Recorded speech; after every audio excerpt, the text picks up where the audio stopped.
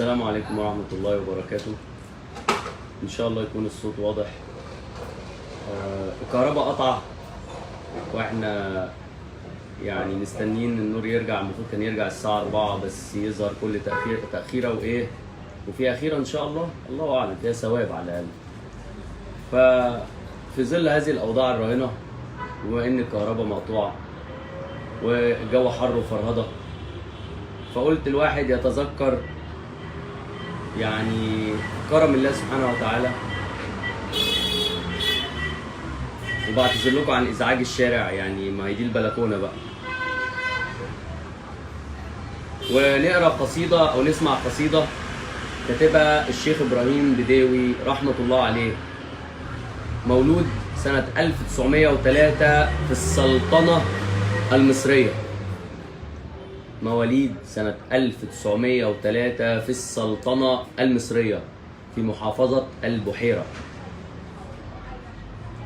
وتدرج في المناصب، أتم حفظ القرآن الكريم وهو صغير طبعا، وتدرج في المناصب لحد ما وصل إلى شيخ علماء الإسكندرية رحمة الله عليه.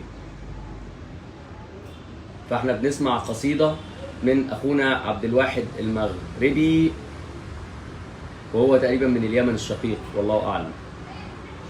بيقرأ قصيدة الشيخ إبراهيم بداوي رحمة الله عليه اللي كتبها من فوق 60 سنة، بس بسم الله ما شاء الله عليه. نسمع كده بيقول إيه؟ بك أستجير ومن يجير سواك، فأجر ضعيفا يحتمي بحماك. إني ضعيف أستعين على قوى ذنبي ومعصيتي ببعض قواك. أذنبت يا ربي وآذتني ذنوب ما لها من غافر إلاك. دنياي غرتني وعفوك غرني، ما حيلتي في هذه أو ذاك. لو أن قلبي شك لم يك مؤمنا بكريم عفوك ما غوى وعصاك. يا مدرك الأبصار والأبصار لا تدري له ولكنهه إدراكا. يا منبت الأزهار عاطرة الشذا، هذا الشذا الفواح نفث شذاك.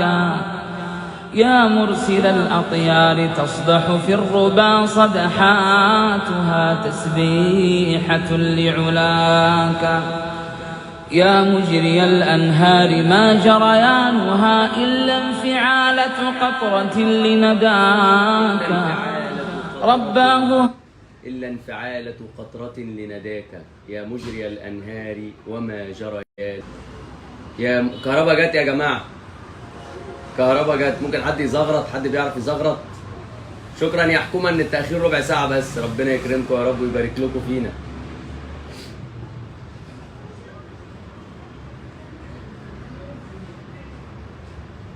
يا مجري الأنهار وما جريانها إلا انفعالة قطرة لنداك. يعني النهر ده عبارة عن المية اللي بتنزل من السماء وهو شايفها قطرات الندى. شوف الشاعر الجميل، شوف بيروح فين معاك. نسمع بس. يا مجري الأنهار ما جريانها إلا انفعالة قطرة لنداك. رباه ها أنا ذا خلصت من الهوى واستقبل القلب الخلي هواك. رباه ها أنا ذا خلصت من الهوى واستقبل القلب الخلي هواك. قلب الخلي يعني القلب اللي بقى فاضي، لأن كان زمان في هوى نفس، كان في هوى أشخاص. الحمد لله نظفناها، بقى القلب فاضي وجاهز يستقبل الهوى الحقيقي بقى، حب ربنا سبحانه وتعالى. وتركت أنسي بالحياة ولهوها ولقيت كل الأنس في نجواك. النجوى اللي هي انك انت تتكلم مع ربنا بالسر. فبيقول وتركت أنسي بالحياة ولهوها ولقيت كل الأنس في نجواك. ونسيت حبي واعتزلت أحبتي ونسيت نفسي خوف أن أنساك. ذقت الهوى مرا ولم أذق الهوى يا رب حلوا قبل أن أهواك. ذقت الهوى مرا يعني ايه؟ هو كان فاكر ان اللي هو داخل فيه ده حاجه كويسه، بس اكتشف انها ايه؟ مره. ولم اذق الهوى يعني بعد كده اكتشفت ان انا ما دقتش اصلا، ده ما كانش هوى حقيقي. ولم اذق الهوى يا ربي قبل ان اهواك. شوف حب ربنا قبل ان اهواك. افتكر تاني ده راجل شيخ علماء الاسكندريه سنه 1962. إن كنت يا ربي أسير غشاوة رانت على قلبي فضل سناك.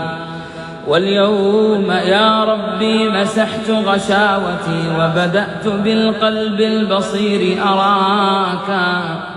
يا غافر الذنب العظيم وقابلا للتوب قلب تائب ناجاك.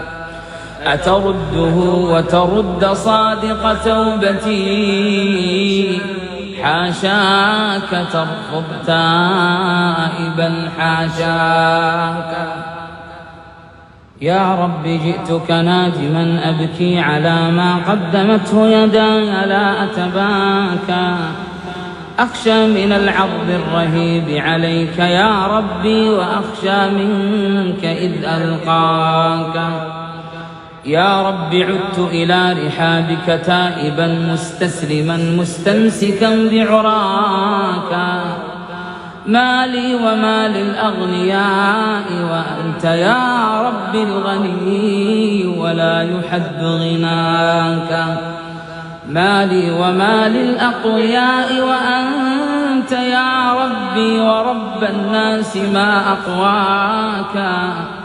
ما لي وأبواب الملوك وأنت من خلق الملوك وقسم الأملاك. إني أويت لكل مأوى في الحياة فما رأيت أعز من مأواك. وتلمست نفسي السبيل إلى النجاة فلم تجد منجا سوى منجاك. وبحثت عن سر السعادة جاهدا فوجدت هذا السر في تقواك. فليرضى عني الناس أو فليسخطوا أنا لم أعد أسعى لغير رضاك. أدعوك يا ربي لتغفر حوبتي وتعينني وتمدني بهداك. فاقبل دعائي واستجب لرجاوتي. ما خاب يوما من دعا ورجاك. يا رب هذا العصر ألحد عندما سخرت يا ربي له دنياك. علمته من علمك النووي ما علمته فإذا به عاداك. ما كاد يطلق للعلا صاروخه حتى أشاح بوجهه وقلاك. واغتر حتى ظن أن الكون في يمنى بني الإنسان لا يمناك. أوما درى الإنسان أنك لو أردت لظلت الذرات في مخباك. لو شئت يا ربي هوى صاروخه أو لو أردت لما استطاع حراك. يا جماعة بعد إذنكم شوية العيال المقرفة، هم عيال مقرفة فعلا يعني بيخرجونا من المود. قاعدين بنفكر في كلام ديني وهم قاعدين واحدة بتقول لك منك لله. بس يا بت، مش يا بت انت يا بت، قلة الأدب دي. شوية عيال سفلة. يلا بت انت وهي، يلا انت وهو، يلا منظركم خلقتكم كده منك لله. خلاص مني لله، عايزه ايه بقى؟ روحي يلا، مش من هنا، يلا ورينا عرض كتافك، بلا عرض كتافك بلا قرف. اسمعي القصيده او اقعدي ساكته. اعملوا لي اغضبني على كومنتات قلة الادب، عشان بعد البتاع اخش انضف الصفحه من هؤلاء الزباله. يا أيها الإنسان مهلا واتئد واشكر لربك فضل ما أولاك واسجد لمولاك القدير فإنها مستحدثات العلم من مولاك. كل العجائب صنعة العقل الذي هو صنعة الله الذي سواك. والعقل ليس بمدرك شيئا إذا ما الله لم يكتب له الإدراك. لله في الآفاق آيات لعل أقلها هو ما إليه هداك. ولعل ما في النفس من آياته عجب عجاب لو ترى عيناك. والكون مشحون بأسرار إذا حاولت تفسيرا لها أعياك. قل للطبيب تخطفته يد الردى يا شافي الأمراض من أرداك. قل للمريض نجا وعوفي بعدما عجزت فنون الطب من عافاك. قل للصحيح يموت لا من علة من بالمنايا يا صحيح دهاك. القصيدة دي 93 بيت والراجل جايب لك كلام للصبح ما بيخلصش، كله حكم. قل للبصير وكان يحذر حفرة فهوى بها من ذا الذي أهواك. بل سائر الأعمى خطا بين الزحام بلا اصطدام من يقود خطاك. قل للجليل يعيش معزولا بلا راع ومرعى ما الذي يرعاك. قل للوليد بكى وأجهش بالبكاء لدى الولادة ما الذي أبكاك. وإذا ترى الثعبان ينفث سمه فاسأله من ذا بالسموم حشاك. واسأله كيف تعيش يا ثعبان أو تحيا وهذا السم يملأ فاك. واسأل بطون النحل كيف تقاطرت شهدا وقل للشهد من حلاك. بل سائل اللبن المصفى كان بين دم وفرث ما الذي صفاك. وإذا رأيت الحي يخرج من حنايا ميت فاسأله من أحياك. قل للهواء تحسه الأيدي ويخفى عن عيون الناس من أخفاك. قل للنبات يجف بعد تعهد ورعاية من بالجفاف رماك. وإذا رأيت النبت في الصحراء يربو وحده فاسأله من أرباك. وإذا رأيت البدر يسري ناشرا أنواره فاسأله من أسراك. واسأل شعاع الشمس يدنو وهي أبعد كل شيء ما الذي أدناك. قل للمريض من الثمار من الذي بالمر من دون الثمار غذاك. وإذا رأيت النخل مشقوق النوى فاسأله من يا نخل شق نواك. وإذا رأيت النار شب لهيبها فاسأل لهيب النار من أوراك. وإذا ترى الجبل الأشم مناطحا قمم السحاب فسله من أرساك. وإذا ترى صخرا تفجر بالمياه فسله من بالماء شق صفاك.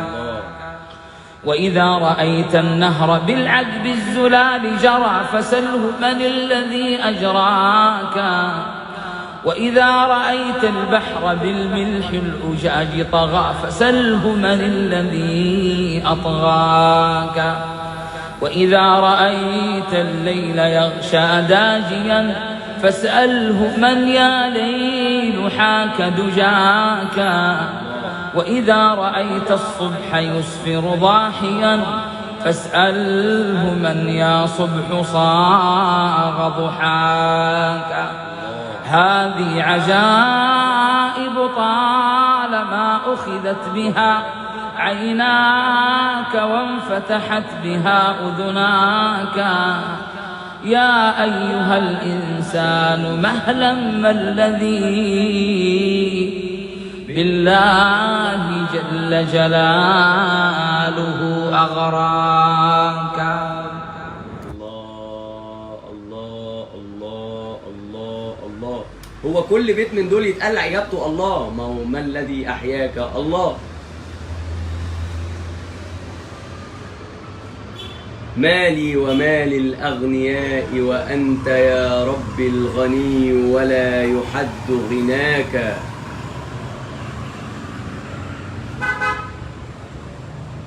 مالي ومال الأقوياء وأنت يا ربي ورب الناس ما أقواك. مالي وأبواب الملوك وأنت من خلق الملوك وقسم الأملاك.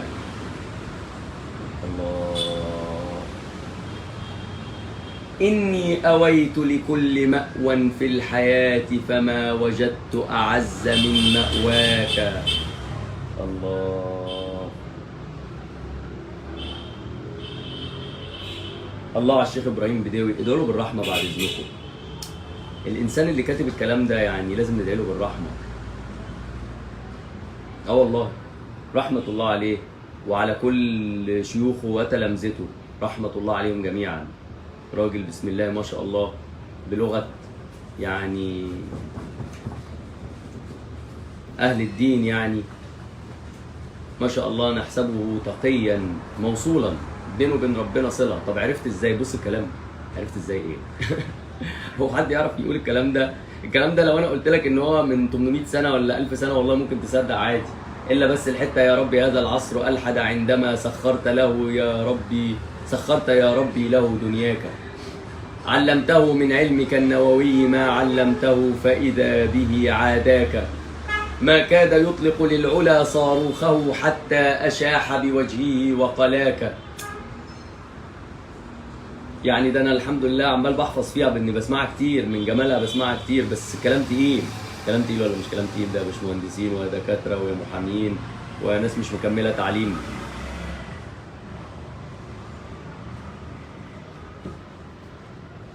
مش معناها حاجه وحشه ان انت مش مكمل تعليم. ياما قابلنا ناس اميين يعني حتى ما دخلش مدرسه والله العظيم احب اقعد معاه بالساعات، وياما قابلنا ناس معاها دكتوراهات بنعد الثواني والدقايق وبتمر كالساعات. ده انت بس لو تتعرف على الراجل الجميل اللي اسمه ابو حبيبه اللي اتعرفت عليه من فتره كده، ما بيعرفش يقرا ويكتب بس بسم الله ما شاء الله بحكي له اي موقف يديني يعني حكمه كده ورؤيته للموقف واتعلم منها. والله احب اسمع له واسمع نصايحه، انما قاعد على النت قاعد بيديني نصيحه ما طلبش نصيحتك يا حبيبي. اللي بيقول لي منك لله او انت صعبان عليا او اي حاجه خلي الكلام لنفسك. يابا كبرنا على الحاجات دي. روح